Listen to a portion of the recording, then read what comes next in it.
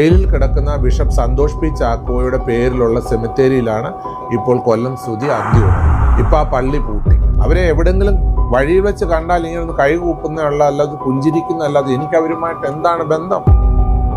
സ്തുതി ഒരു ഹിന്ദു ആണെന്നാണ് ഞാൻ കേട്ടറിഞ്ഞത്. കൊല്ലം സ്തുതിയുടെ മരണം സംഭവിച്ച സമയത്ത് രേണുസ്തുതിയുടെ പിതാവും മാതാവും രേണുസ്തുതി പോയിക്കൊണ്ടിരുന്നത് ഈ സ്വയം പ്രഖ്യാപിത ബിഷപ്പിന്റെ പള്ളിയിലാണ്. വാസ്തവത്തിൽ ഇപ്പോൾ സ്തുതി ഒരു അനാഥമായ രീതിയിലാണ്. സ്തുതി മരിച്ച സമയത്ത് സ്തുതി ഒരു ഹിന്ദു ആയിരുന്നു. അപ്പോൾ പക്ഷേ മരിച്ച സമയത്ത് അടക്കം ചെയ്തത് ഒരു പള്ളിക്കല്ലറയിലാണ്. അതെന്തുകൊണ്ടായിരിക്കാം അങ്ങനെ നടന്നത്? നല്ലൊരു ചോദ്യമാണ് എന്നോടാ ചോദിച്ചിരിക്കുന്നത്. കൊല്ലം സ്തുതി ഒരു ഹിന്ദു കുടുംബത്തിൽ ജനിച്ചു വളർന്ന ആളാണ്. ഞാൻ അന്വേഷിച്ചപ്പോൾ എനിക്ക് മനസ്സിലാക്കാൻ കഴിഞ്ഞത് കൊല്ലം സ്തുതി ഒരു ഹിന്ദു കുടുംബത്തിൽ ജനിച്ചു വളർന്ന ആളാണ്. അദ്ദേഹത്തിൻ്റെ മക്കളും 2 കുഞ്ഞുങ്ങളും ഹിന്ദു വിശ്വാസത്തിൽ പ്രകാരമാണ് മുൻപോട്ട് പോകുന്നതാണ്. ഈ ആധാരം രജിസ്റ്റർ ചെയ്തതിനകത്തുള്ള പേരുകളെല്ലാം കിടക്കുന്ന ഹിന്ദു മക്കൾ. അവർ കൊല്ലം സ്തുതിയുടെ മക്കൾ. അപ്പോൾ ഈ കൊല്ലം സ്തുതിയുടെ മരണം സംഭവിച്ച സമയത്ത് രേണുസ്തുതി പല ഇൻ്റർവ്യൂസിലും പറയുന്നത് ഞാൻ കേട്ടത്, രേണുസ്തുതിയുടെ മൂത്ത മകൻ കിച്ചുവിൻ്റെ അഭിപ്രായ പ്രകാരമാണ് പള്ളിയിൽ അടക്കാൻ അവർ തീരുമാനിച്ചതെന്ന് അവർ പറയുന്നു. പക്ഷേ പള്ളിയിലെ ആചാരപ്രകാരമാണെങ്കിൽ അതിന് ഉത്തരവ് എനിക്ക് പറയാം.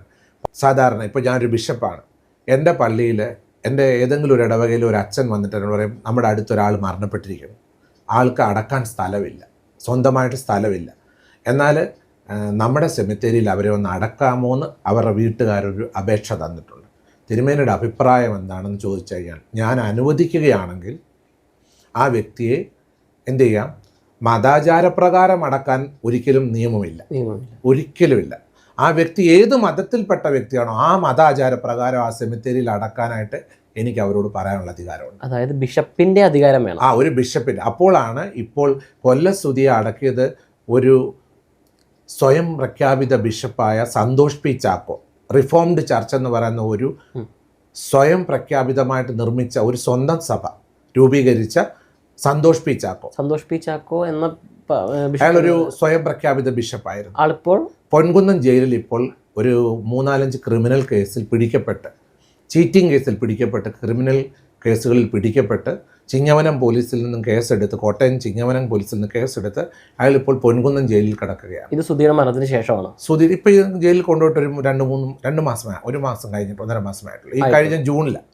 അപ്പോൾ ഈ ബിഷപ്പിൻ്റെ സമ്മതപ്രകാരമാണ്, ഈ ബിഷപ്പിൻ്റെ സമ്മതപ്രകാരം കൊല്ലം സ്തുതിയുടെ സഹധർമ്മിണിയും അപ്പനും കൊല്ലം സ്തുതിയുടെ രേണുസ്തുതിയുടെ പിതാവും മാതാവും രേണുസ്തുതി പോയിക്കൊണ്ടിരുന്നത് ഈ സ്വയം പ്രഖ്യാപിത ബിഷപ്പിൻ്റെ പള്ളിയിലാണ്. സന്തോഷ് പി ചാക്കോയുടെ റിഫോംഡ് ചർച്ച് എന്ന് പറയുന്ന സ്വയം പ്രഖ്യാപിത പള്ളിയും സ്വന്തമായി രൂപീകരിച്ച പള്ളി സന്തോഷ് പി ചാക്കോ. ഇതൊരു ഔദ്യോഗികമായി അംഗീകരിച്ച സഭയല്ല, ഒരിക്കലും അല്ല. അത് പൂട്ടി, ആ പള്ളി പൂട്ടിക്കഴിഞ്ഞു. അങ്ങനെ ഒരു പള്ളി, ആ പള്ളി സീൽ ചെയ്തു. അങ്ങനെ സ്വയമായിട്ട് പുള്ളി തുടങ്ങിയ പള്ളിയാണ്, ആ പള്ളി സീൽ ചെയ്തു. കാരണം ആ പള്ളിയുടെ ബിഷപ്പായിരിക്കുന്ന വ്യക്തി സ്വയമായിട്ട് വന്ന വ്യക്തിയായിരുന്നു. അദ്ദേഹത്തെ പല കേസുകളിൽ പിടിക്കപ്പെട്ട് സന്തോഷ് പി ചാക്കോ എന്നാണ് അയാളുടെ പേര്. അയാളിപ്പോൾ പൊൻകുന്നം ജയിലിൽ കിടക്കുകയാണ്. അപ്പോൾ ഈ ബിഷപ്പിൻ്റെ സമ്മതപ്രകാരം സുധിയെ ഈ കല്ലറയിൽ അയാൾ കൊണ്ടുപോയി ക്രിസ്ത്യൻ ആചാരപ്രകാരം അയാൾ അടക്കി.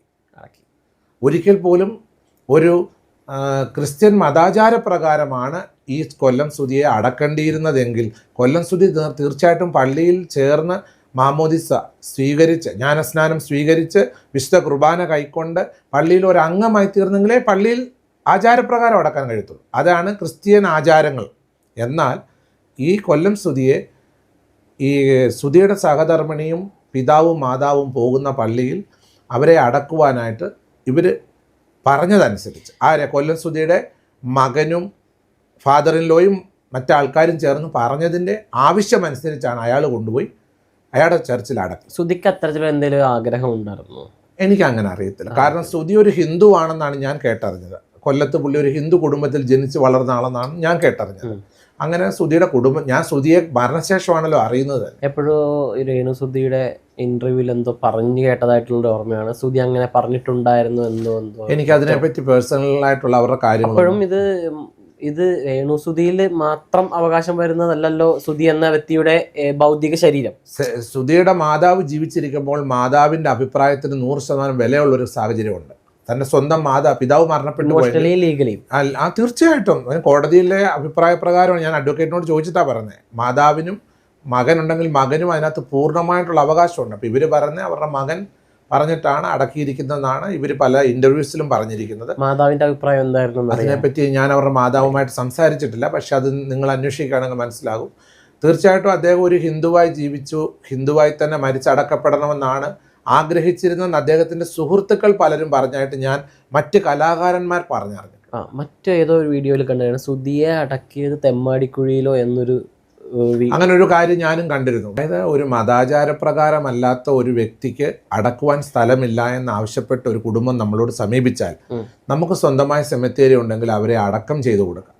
അവരേത് മതത്തിൽ വിശ്വസിക്കുന്നവരാണെങ്കിലും അവരവരുടെ മതാചാരപ്രകാരം, ഇപ്പോൾ ഹിന്ദുവാണ്, ഹിന്ദു ആചാരപ്രകാരം നമ്മുടെ സെമിത്തേരിയിൽ അടക്കുന്നതിന് തടയാൻ പാടില്ല എന്നുള്ളതാണ് കേരള ഗവൺമെൻറ്റിൻ്റെ നിയമവും അതാണ്, മനുഷ്യത്വം അതാണ്. ഏത് പള്ളിയുടെ സെമിത്തേരിയിൽ അവർക്ക് സ്വന്തമായ ഒരു സ്ഥലമില്ല എങ്കിൽ പള്ളിയുടെ കമ്മിറ്റിയുടെ തീരുമാനപ്രകാരവും ആ വീട്ടുകാരോടുള്ള ദയവും മനസ്സലിവും തോന്നി പള്ളിയിൽ അവർക്ക് അടക്കം കൊടുക്കുക. പക്ഷേ അത് ഇന്ന മതമെന്നല്ല, ആ വ്യക്തി ജീവിച്ചപ്പോൾ വിശ്വസിച്ച മതമാണ്, ആ മതപ്രകാരം അവരെ അവിടെ അടക്കുന്നതിന് യാതൊരു തടസ്സവുമില്ലെന്നുള്ളതാണ് എനിക്ക് ലഭിച്ചിരിക്കുന്നത്. ഈ ജയിലിൽ കിടക്കുന്ന ബിഷപ്പ് സന്തോഷ് പി ചാക്കോയുടെ പേരിലുള്ള സെമിത്തേരിയിലാണ് ഇപ്പോൾ കൊല്ലം സുധി അന്തി ഉറങ്ങുന്നത്. ആ പള്ളിയുടെ സെമിത്തേരി ഇപ്പൊ ആ പള്ളി പൂട്ടി. അതായത് കൊല്ലം സുധി ഇന്ന് അന്തി ഉറങ്ങുന്ന സെമിത്തേരിയും പള്ളിയും ഇന്ന് ഗവൺമെന്റ് സീൽ ചെയ്തിരിക്കുകയാണ്. പള്ളി പൂട്ടിയിരിക്കുകയാണ്. പള്ളി നിയമപ്രകാരം ആ പള്ളി സ്റ്റോപ്പ് ചെയ്തു. ഇപ്പൊ ഈ സുധിയുടെ മക്കൾക്കോ അമ്മയ്ക്കോ ആർക്കെങ്കിലും ഒക്കെ സുധിയെ അടക്കം ചെയ്ത സ്ഥലത്ത് ചെന്നിട്ട് ഒരു പുഷ്പം അർപ്പിക്കണം എന്നുണ്ടെങ്കിലോ ഒരു ഓർമ്മ പുതുക്കണം എന്നുണ്ടെങ്കിലോ അല്ലെങ്കിൽ സുധിയെ അടക്കം ചെയ്ത സ്ഥലം ഒന്ന് ചെന്ന് കാണണമെന്നുണ്ടെങ്കിലോ ഇപ്പോൾ ഉള്ള നിയമത്തിന്റെ വ്യവസ്ഥയിൽ അനുവദനീയമാണോ? അവർക്ക് പോയി കാണാം. കാരണം അവിടെ മറ്റ് സെമിത്തേരികൾ ധാരാളം ഉണ്ടല്ലോ. അപ്പോൾ അദ്ദേഹത്തെ അടക്കിയ സ്ഥലം പോയി കാണുന്നതിനോ അവർക്ക് ഓർമ്മപരമായ ചടങ്ങുകൾ അവർക്ക് ആചരിക്കുന്നതിനോ ഒരു തടസ്സം ഉണ്ടാകും. കാരണം അവിടെ പക്ഷെ പൂട്ടിയതല്ലേ, അവരുടെ സഭ പൂട്ടിയതോടുകൂടി ആ സെല്ലിൻ്റെ ആ 2 സെല്ലാണ് ഈ സന്തോഷ് പി ചാക്കോയ്ക്ക് അവിടെ ഉള്ളത്. സെമിത്തേരി ആയിട്ടല്ല, സെല്ലുകളാണ്. ആ സെല്ല് പോയി കാണുന്നതിന് കുഴപ്പമില്ലല്ലോ. ബാക്കി എത്രയോ സെല്ലുകൾ അവിടെ ഉണ്ട്. സെല്ല് കാണാൻ അവരെ അടക്കിയ സ്ഥലത്ത് പുഷ്പങ്ങൾ അർപ്പിക്കുന്നതിന് അങ്ങനെ. പക്ഷെ മതാചാരപ്രകാരം ഒരു കർമ്മങ്ങൾ ചെയ്യാനാണെങ്കിൽ ഇനി അവർക്ക് ആ പള്ളി പൂട്ടിയതുകൊണ്ട് ആ ബിഷപ്പ് ജയിലിലാണ്. ആ പള്ളി നിയമപരമായിട്ട് നിർത്തൽ ചെയ്തതായിട്ടാണ് ഞാൻ അറിഞ്ഞത്. സ്വതന്ത്ര സഭയായിരുന്നത്, റിഫോംഡ് ചർച്ച് എന്ന് പറഞ്ഞ് ഇൻഡിപെൻഡൻ്റ് ആയിട്ട് ഒരു വ്യക്തി തുടങ്ങിയ സന്തോഷ് പി ചാക്കോ എന്ന് പറഞ്ഞ വ്യക്തി തുടങ്ങിയ പള്ളിയിലാണ് കൊല്ലം സുധിയെ ശവസംസ്കാരം ചെയ്തത്. അത് ആ ബിഷപ്പിൻ്റെയും ഈ കൊല്ലം സുധിയുടെ വൈഫിൻ്റെ വീട്ടുകാരുടെയും അതുപോലെ തന്നെ കൊല്ലം സുധിയുടെ മകൻ്റെയും താല്പര്യപ്രകാരമാണ് അവിടെ അടക്കിയതെന്നാണ് ഞാൻ അറിയുവാനിടയായത്. ഒരിക്കലും കൊല്ലം സുധിയുടെ കൊല്ലത്തുള്ള വീട്ടുകാരുടെ നിർദ്ദേശപ്രകാരമാണോ എന്നുള്ളത് എനിക്ക് അറിയുകയുമില്ല. കൊല്ലം സുധിയുടെ മാതാവും ജ്യേഷ്ഠ സഹോദരനും കുടുംബവും താമസിക്കുന്ന കൊല്ലത്താണ്. അവരവിടുന്ന് ഇങ്ങോട്ട് ഈ വീടിൻ്റെ ഹൗസ് വാമിങ് സർവീസിന് അവർ വന്നായിട്ട് ഞാൻ കണ്ടിരുന്നു. പിന്നെ അവരിവിടെ വന്നായിട്ട് ഞാൻ കണ്ടിട്ടില്ല. ഇവിടെ താമസിക്കുന്ന രേണുവിൻ്റെ പിതാവും മാതാവും ആ സെറിമണിക്ക് വരുമ്പോൾ കുട്ടികളുമായിട്ട് അവരിടപെടുന്നുണ്ട്. വളരെ സ്നേഹത്തോടെ എല്ലാവരും വളരെ സന്തോഷത്തോടെ പെരുമാറുന്നത് ഞാൻ കണ്ടു. അതായത് കുട്ടികളുമായിട്ട് എല്ലാവരും വളരെ സ്നേഹത്തോടെ. രേണുവായിട്ടോ എനിക്കറിയത്തില്ല, ഞാൻ കണ്ടില്ലാത്ത കാര്യം പറയത്തില്ല. കാരണം ഞാനും ബിസി ആയിരുന്നു. കുഞ്ഞുങ്ങളുമായിട്ടൊക്കെ അവർ മിണ്ടുകയും എടുക്കുകയൊക്കെ ചെയ്യുന്നത് ഞാൻ കണ്ടിരുന്നു. പക്ഷെ ഇപ്പൊ ഈ സോഷ്യൽ മീഡിയ ഇതിലെ വളരെ മോശം ആയ രീതിയിൽ രേണു സുധിയെയും ബിഷപ്പിനെയും ചേർത്തുകൊണ്ട് വളരെ വളരെ മോശം രീതിയിൽ കമന്റുകളും അഭിപ്രായങ്ങളും ഒക്കെ കണ്ടു. അപ്പൊ ഇതൊക്കെ കാണുമ്പോൾ എന്തോരം വേദനിക്കുന്നു. കാരണം ഇതിനു വേണ്ടിയൊക്കെ ആയിരിക്കാം ഈ ചാരിറ്റി ചെയ്തത് എന്നുള്ള രീതിക്കൊക്കെ കമന്റ് കാണുമ്പോൾ എത്രത്തോളം അത് വേദനിപ്പിക്കുന്നുണ്ട്, അല്ലെങ്കിൽ അതിനോട് എന്താണ് പ്രതികരിക്കുക? രേണു സുധിയെ എന്നെ കൂട്ടി അപവാദങ്ങൾ പറയുന്ന മനുഷ്യർ ഒന്ന് ഓർക്കണം. പൊങ്ങന്താനം, വാകത്താനത്തിനടുത്ത് പൊങ്ങന്താനം എന്ന് പറയുന്ന ഒരു സ്ഥലത്ത് ഒരു ചെറിയ വാടക വീട്ടിൽ ഒരു കുടിസ് വീട്ടിൽ താമസിച്ചുകൊണ്ടിരുന്ന 2 കുഞ്ഞുങ്ങളെയും 2 മാതാപിതാക്കളെയും ഈ കുടുംബത്തെ മൊത്തമായി അവിടെ നിന്ന് ഇവിടെ കൊണ്ട് താമസിപ്പിക്കുവാൻ 24 ചാനലും KHDCയും ഞാനും മാ ഗ്രൂപ്പുകാരും ഒക്കെ ചേർന്ന് ചെയ്ത വലിയൊരു പ്രയത്നമായിരുന്നു അത്. ആ പ്രയത്നത്തിൽ എന്നെ അപശ്രുതി ചേർത്ത് പറയുന്നുണ്ടെങ്കിൽ നിങ്ങൾ ഓർക്കേണ്ട കാര്യമുണ്ട്, ഇനി മുന്നോട്ടുള്ള കാലങ്ങളിൽ പൊതുസമൂഹത്തിൽ എങ്ങനെ ഒരാൾക്ക് ഇറങ്ങിപ്പോയി ഒരു കാരുണ്യ പ്രവർത്തനങ്ങൾ ചെയ്യാനായിട്ട് കഴിയും, അത് പൊതുസമൂഹം ചിന്തിക്കേണ്ടതായിട്ടുണ്ട്. ഞാൻ ആകെ കൂടെ ചെയ്തത് അവരെ ഔദ്യോഗികമായിട്ട് അവരുടെ വീട്ടിൽ ഈ വീട് വെഞ്ചരിക്കുവാനായിട്ട് ബ്ലസ് ചെയ്യുവാനായിട്ടുണ്ട്. പിന്നെ ഞാൻ പോയിട്ടുള്ളതെന്ന് പറഞ്ഞാൽ കൊല്ലം സുധിയുടെ 2ാം ചരമവാർഷികത്തിന് അവരെന്നെ ക്ഷണിച്ചിരുന്നു. അന്ന് 3 മണിക്ക് ഞാൻ അവിടെ പോയി 2 മിനിറ്റ് ഒരു പ്രയർ സർവീസിൽ സംബന്ധിച്ചു. എന്നെ സംബന്ധിച്ച് ഒരു ഔദ്യോഗികമായ ബന്ധമല്ലാതെ എനിക്ക് രേണു സുധി എന്ന് പറയുന്ന ഒരു സോഷ്യൽ മീഡിയ താരവുമായിട്ട് എനിക്ക് യാതൊരു രീതിയിലുള്ള ഫ്രണ്ട്ഷിപ്പ് ഇല്ലെന്ന് ഞാൻ ആദ്യമേ പറഞ്ഞു. അവരെ എവിടെങ്കിലും വഴിയിൽ വെച്ച് കണ്ടാൽ ഇങ്ങനെ ഒന്ന് കൈകൂപ്പുന്നതല്ല, അല്ലാതെ പുഞ്ചിരിക്കുന്ന അല്ലാതെ എനിക്ക് അവരുമായിട്ട് എന്താണ് ബന്ധം? അതുകൊണ്ട് എന്നെ അപവാദം സോഷ്യൽ മീഡിയയിൽ ഇരുന്നുകൊണ്ട്, സൈബർ ഇടങ്ങളിൽ ഇരുന്നുകൊണ്ട് അപവാദം പറയുന്നത് നിങ്ങൾ ഒന്ന് ഓർക്കുക, നിങ്ങളും പൊതുസമൂഹത്തിൽ അർഹതപ്പെട്ട പാവങ്ങളെ സഹായിക്കുക, മറ്റുള്ളവർക്ക് നന്മകൾ ചെയ്യുക. ഈ അപവാദം കമന്റ് എഴുതുന്ന സമയത്ത് നമ്മൾ എന്തെങ്കിലും സാധുക്കൾക്കും അർഹതപ്പെട്ട പാവങ്ങൾക്കും നമ്മൾ ചെയ്യാനുള്ള പരിശ്രമം ചെയ്യുക. അങ്ങനെ നമ്മുടെ ഈ നാടിനെ നമ്മൾ നന്മയിലേക്ക് കൊണ്ടുപോകുക. നിങ്ങളൊന്ന് ഓർത്ത് നോക്കിയേ, കാലാവസ്ഥയുടെ പ്രതിസന്ധി നിമിത്തം എത്ര പ്രയാസങ്ങളാണ് നമ്മുടെ കേരളത്തിലെ പല സ്ഥലങ്ങളിൽ അനുഭവിച്ചത് ഈ കഴിഞ്ഞിടയ്ക്ക്. അങ്ങനെയുള്ള നിങ്ങളുടെ പരിചയത്തിലുള്ള അർഹതപ്പെട്ട പാവങ്ങളെയൊക്കെ നിങ്ങൾ നേരിട്ട് സഹായിക്കാനായിട്ടുള്ള പരിശ്രമം കഴിയുമെങ്കിൽ നിങ്ങൾ ചെയ്തു കൊടുക്കുകയാണ് ചെയ്യേണ്ടത്. മുമ്പേ പറഞ്ഞ കാര്യം ഞാൻ വീണ്ടും പറയുന്നു, ഒരു കാരണവശാലും അനർഹമായിട്ട് ഇടങ്ങളിലേക്ക് വിദേശ രാജ്യങ്ങളിൽ നിന്ന്, വ്യക്തികളിൽ നിന്ന് പണം ഇനിയും ഇങ്ങനെയുള്ള കാര്യങ്ങൾക്ക് അയച്ചു കൊടുത്ത് സമൂഹത്തിൽ ഇങ്ങനെയുള്ള ആൾക്കാരെ വീണ്ടും ഇങ്ങനെയുള്ള ആൾക്കാരെ ഞാൻ ഉദ്ദേശിച്ച പൊതുസമൂഹത്തിന് മനസ്സിലായിട്ടുണ്ട്. അർഹതപ്പെട്ടവരുടെ കാര്യങ്ങളിൽ സഹായങ്ങളും കാരുണ്യ കാര്യങ്ങളും നിങ്ങൾ എത്തിച്ചു കൊടുക്കുക. നിങ്ങൾക്ക് ദൈവം അതിൻ്റെ പുണ്യം തരും.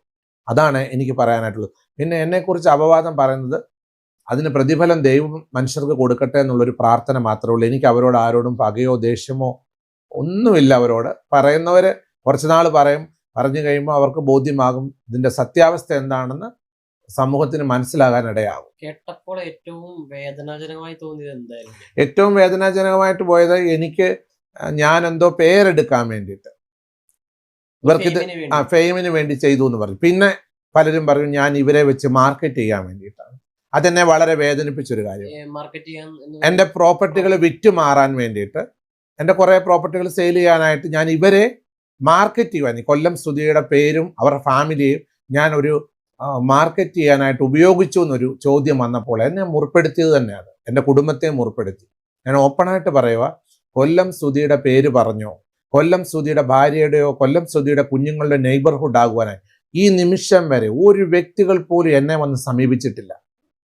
അവരുടെ കൂടെ അടുത്ത് താമസിക്കണം, അങ്ങനെയുള്ള ഒരു പേരോ അഡ്രസ്സോ പറഞ്ഞ് എൻ്റെ അടുത്തോട്ട് ആരും വരാറില്ല. വരാമായിരുന്നു. ആരായിരുന്നു? ഈ കേരളത്തിൽ അറിയപ്പെടുന്ന ഏറ്റവും ഫേമിൽ നിൽക്കുന്ന, ഏറ്റവും അറിയപ്പെടുന്ന, ഇപ്പോൾ ബഹുമാനപ്പെട്ട ജയറാമോ, ബഹുമാനപ്പെട്ട മോഹൻലാൽ സാറ്, ബഹുമാനപ്പെട്ട മമ്മൂട്ടി സാറ്, അല്ലെങ്കിൽ നമ്മുടെ ഏറ്റവും സിനിമയിൽ നിന്ന് അറിയപ്പെടുന്ന നവ്യ നായർ, അല്ലെങ്കിൽ മഞ്ജു വാര്യർ, ഇല്ലെന്നുണ്ടെങ്കിൽ നയൻതാര, മീര ജാസ്മിൻ, ഇവരുടെയൊക്കെ വീട് എൻ്റെ പ്രോപ്പർട്ടിക്ക് അകത്തായിരുന്നെങ്കിൽ നിശ്ചയമായിട്ടും എന്നെ ലോകരാജ്യങ്ങളിലിരുന്ന് എൻ്റെ സുഹൃത്തുക്കൾ വിളിച്ചു പറഞ്ഞു, ഫാദർ അവരുടെ വീടിന് ചേർന്ന് ഞങ്ങൾക്കൂടെ ഒരു പ്ലോട്ട് തരണമെന്ന് എന്നോട് റിക്വസ്റ്റ് ചെയ്യുവോ അല്ല അവരെന്നോട് ചോദിക്കുകയോ ചെയ്യാം. ഒരിക്കൽ പോലും കൊല്ലം സുധിയുടെയോ രേണു സുധിയുടെയോ പേര് പറഞ്ഞ് അവരുടെ നെയ്ബർഹുഡ് ആകുവാനായിട്ട് ഈ നിമിഷം വരെ ഇത് വ്യക്തമായിട്ട് പൊതുസമൂഹത്തിൽ നിങ്ങൾ അറിയിക്കണം. ഇവരുടെ പേര് പറഞ്ഞുകൊണ്ട് ഇവരെ മാർക്കറ്റ് ചെയ്തുകൊണ്ട് എനിക്കോ എൻ്റെ കുടുംബത്തിനോ ഒരു രൂപയുടെ ലാഭവും വേണ്ട, ഒരു കാര്യവും വേണ്ട. ഇതുവരെ അങ്ങനെ തന്നെ ആരും സമീപിച്ചിട്ടുമില്ല. ഇവരുടെ വീടിനടുത്ത് താമസിക്കാൻ ആരും വരത്തുമില്ലെന്ന് എനിക്ക് ഉറപ്പുണ്ട്. അതെന്തുവാണെന്ന് സോഷ്യൽ മീഡിയ കാണുന്നവർക്ക് മനസ്സിലാക്കും. അത്രയേ ഉള്ളൂ എനിക്ക് അതിന് ഉത്തരം തരാൻ. സോഷ്യൽ മീഡിയ കാണുന്നവരാരും തന്നെ രേണു സുധിയുടെ വീടിനടുത്ത് താമസിക്കാൻ വരത്തില്ല. One word answer. ബിഷപ്പ് കൊടുത്ത സ്ഥലത്തിന് എത്ര രൂപയുടെ മൂല്യം ഇന്നുണ്ടാവും? സെന്റിന് 4 ലക്ഷം രൂപ വെച്ച് 7 സെന്റ് സ്ഥലം 28 ലക്ഷം രൂപ ഇന്നത്തെ വില അനുസരിച്ച് ഈ വസ്തുവിന് വിലയുണ്ട്. ബിഷപ്പ് നേരത്തെ പറഞ്ഞു ഈ കരമടച്ച റെസീറ്റ് കയ്യിലുണ്ടെന്ന് പറഞ്ഞു. ഈ കരമടച്ചത് ആരാണ്? 2 കുഞ്ഞുങ്ങളുടെ പേരിലാണ് കരമടച്ചത്. ആരാണ് കരമടച്ചത്? അവരാ കൊല്ലം സുധിയുടെ പിന്നെ ഫാദർ ഇൻ ലോയും അവരാ കരമടച്ചത്. അതിന്റെ കോപ്പി എനിക്ക് അവർ തന്നിരിക്കുന്നതാണ്. എന്തിനാണെന്ന് ചോദിച്ചു കഴിഞ്ഞാൽ ആരെങ്കിലും നാളെ ഒരു ഇഷ്യൂമായിട്ട് എന്നെ സമീപിച്ചാൽ കാണിക്കാനായിട്ട് അവരെനിക്ക് തന്നിരിക്കുകയാണ്. അവരാ കരമടച്ചേക്കുന്നത്. ഇത് ഈ ലൈം ലൈറ്റിലൊക്കെ വരുന്നതിന് മുന്നേ ഈ രേണു സുധിയുടെ സ്വഭാവം എങ്ങനെയായിരുന്നു എന്നുള്ളത് അറിയാമോ? അതോടൊപ്പം തന്നെ പറയാനുള്ളത്, ഈ ബിഗ് ബോസിലേക്ക് പോവാണല്ലോ. ഈ ബിഗ് ബോസിലേക്ക് പോയി കഴിയുമ്പോൾ അതായത് മൈലേജ് കൂട്ടാനാണോ സാധ്യത, അല്ലെങ്കിൽ ഈ സ്വഭാവം പുറത്ത് യഥാർത്ഥ സ്വഭാവം എക്സ്പോസ്ഡ് ആവാനാണോ സാധ്യത? രേണു സുധി എന്ന് പറയുന്ന ഒരു സോഷ്യൽ മീഡിയ താരത്തെ പറ്റിയാണ് ചോദിക്കുന്നതെങ്കിൽ എനിക്ക് അവരെ ഇവിടെ വന്ന 6 മാസത്തെ പരിചയമേ എനിക്കുള്ളൂ. 6-7 മാസം. ഇപ്പം ഇവിടെ താമസം തുടങ്ങിയിട്ട് തന്നെ ഒരു വർഷം ആകുന്നല്ലേ ഉള്ളൂ. ഈ ഒരു വർഷത്തിനിടയ്ക്ക് അവർ ഈ വീട്ടിൽ താമസിച്ചത് ആകെ നോക്കുകയാണെങ്കിൽ ഒരു 10 ദിവസം ഇവിടെ താമസിച്ചായിട്ട് എനിക്ക് ഓർക്കുന്നില്ല. അവർക്ക് ഷൂട്ടുണ്ട്. അവർ വളരെ ബിസി ആയിട്ടുള്ള ലൈഫാണ് അവർ മുന്നോട്ട് കൊണ്ടുപോയിക്കൊണ്ടിരിക്കുന്നത്. പിന്നെ എൻ്റെ നാടെന്ന് പറയുന്നത് വേറെ രാജ്യങ്ങളിലായിരുന്നു ഞാൻ താമസിച്ചുകൊണ്ടിരുന്നത്. ഞാനും ഇങ്ങോട്ട് വന്ന ആളാണ്. പക്ഷെ ഞാൻ അന്വേഷിച്ചറിയുമ്പോൾ ഇവർ താമസിച്ചുകൊണ്ടിരുന്നത് ഇവിടെ വാകത്താനത്തിനടുത്ത് പൊങ്ങന്താനം എന്നൊരു സ്ഥലമുണ്ട്. കോട്ടയം ജില്ലയിൽ വാകത്താനത്തിനടുത്ത് പൊങ്ങന്താനം എന്നൊരു സ്ഥലമാണ്. അപ്പം നിങ്ങൾ ബിഗ് ബോസ് സംബന്ധമായിട്ടുള്ള കാര്യങ്ങൾക്കാണെങ്കിൽ അവരുടെ താമസിച്ചുകൊണ്ടിരുന്ന വാകത്താനത്തിനടുത്തുള്ള പൊങ്ങന്താനത്ത് ഇവർ താമസിച്ചെടുത്ത് പോയി നേരിട്ട് അവരെ പറ്റിയുള്ള കാര്യങ്ങൾ നിങ്ങൾക്ക് അവിടെ അവരുടെ നെയ്ബർഹുഡായിട്ടുള്ളവർ ഒരുപാട് പേരുണ്ടല്ലോ. അപ്പോൾ തീർച്ചയായിട്ടും അവർ പഠിച്ച സ്കൂള്, അവരുടെ വിദ്യാഭ്യാസ കാലഘട്ടങ്ങൾ എങ്ങനെയായിരുന്നു, അവരുടെ സഹപാഠികളൊക്കെ ഉണ്ടല്ലോ. തീർച്ചയായിട്ടും നിങ്ങൾ അവരോടും പിന്നെ നാട്ടിലുള്ളവരോട് അന്വേഷിക്കുകയാണെങ്കിലാണ് അത് മനസ്സിലാക്കാൻ പറ്റുന്നത്. ഞാനൊരു ബിഷപ്പ് എന്ന രീതിയിൽ എനിക്ക് അങ്ങനെയുള്ള കാര്യങ്ങളൊന്നും അറിയത്തില്ല, എനിക്കത് അന്വേഷിക്കേണ്ട കാര്യവുമില്ല. ഞാൻ അങ്ങനെയുള്ള ഒരു സ്ത്രീകളുടെ പേഴ്സണൽ കാര്യങ്ങളിലേക്ക് തലയിടാൻ എനിക്ക് പോകാനും ഒക്കത്തില്ല. ഇതാണ് എനിക്ക് അതിനെപ്പറ്റി പറയാനുള്ളത്. ബിഗ് ബോസ് എന്ന് പറയുന്ന ഒരു വലിയ പ്രോഗ്രാമിൽ അവർ പോകുന്നു എന്ന് പലരും പറഞ്ഞ് ഞാൻ കേൾക്കുന്നു. പക്ഷെ ഒന്നെനിക്ക് പറയാൻ പറ്റും, സമൂഹത്തിന് എന്താണ് നമ്മൾ മെസ്സേജ് കൊടുക്കേണ്ടതെന്ന് പൊതുസമൂഹമാണ് തീരുമാനിക്കേണ്ടത്.